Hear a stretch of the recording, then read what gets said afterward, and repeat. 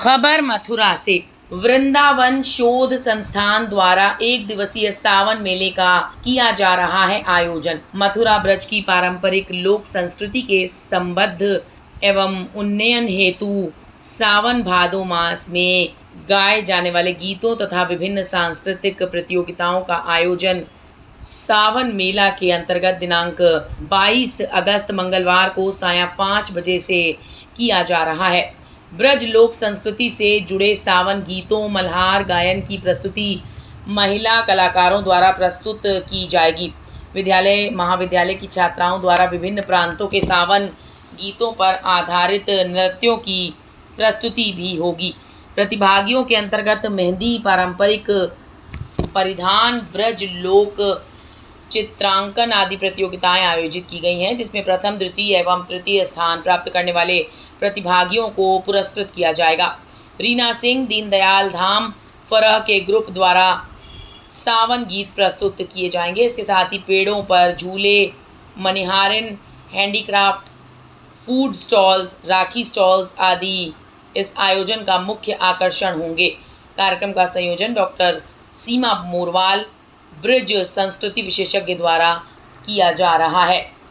मैं डॉक्टर सीमा मोरवाल वृंदावन शोध संस्थान से हूँ और इस सावन मेला का जो संयोजन है वो मेरे द्वारा किया जा रहा है। विशेष रूप से मैंने इस मेले में ये ध्यान रखा है कि महिलाओं का, क्योंकि सावन महिलाओं से जुड़ा हुआ विशेष रूप से होता है, तो जो महिलाएं अपना बचपन भूल चुकी हैं दिन भर की व्यस्तता के कारण, उनको मैंने विशेष रूप से ध्यान में रखते हुए यहाँ झूले, उनके द्वारा गाए हुए गीत, उन्हीं के द्वारा बनाए हुए खाद्य सामग्रियाँ, सजावट का सामान और विशेष प्रतियोगिताएं रखी हैं, जिसमें हमारे मोदी जी द्वारा भी एक माटी एक देश की जो इस समय अमृत महोत्सव के अंतर्गत जो श्रृंखला चल रही है, उस श्रृंखला में भी हमने जहां विभिन्न प्रांतों के जो सावन गीत हैं उन पर आधारित नृत्य प्रतियोगिताएं बच्चों के द्वारा, स्कूलों के द्वारा इसमें शामिल की गई हैं, क्योंकि हमें अपनी परंपराएं सहेजनी परम आवश्यक हैं। तो हमारे ब्रज में संगीत का, विशेषकर सावन गीतों की बहुत विशाल और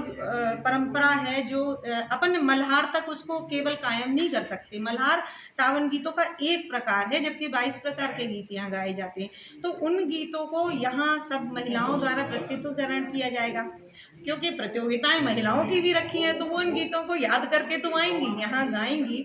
और सारी बहनें, जैसा कि हमारे ब्रज में परंपरा है कि बगीचों में जाके झूलों के साथ उन गीतों के प्रस्तुतिकरण करती हैं, तो हमारे संस्थान ने इस बार बहनों को विशेष रूप से सभी को आमंत्रित करते हैं हम कि सारी बहनें आएँ और इस मेले में अधिक से अधिक संख्या में पहुँचें और उस गीत संगीत और अपने उस बचपन को हमेशा याद रखने का प्रयास करें कि सावन आयो रंग लो, कि कोई आए न लेमन हार, मैं बैठी मग जोहती, कोई आवे वीरन हमार।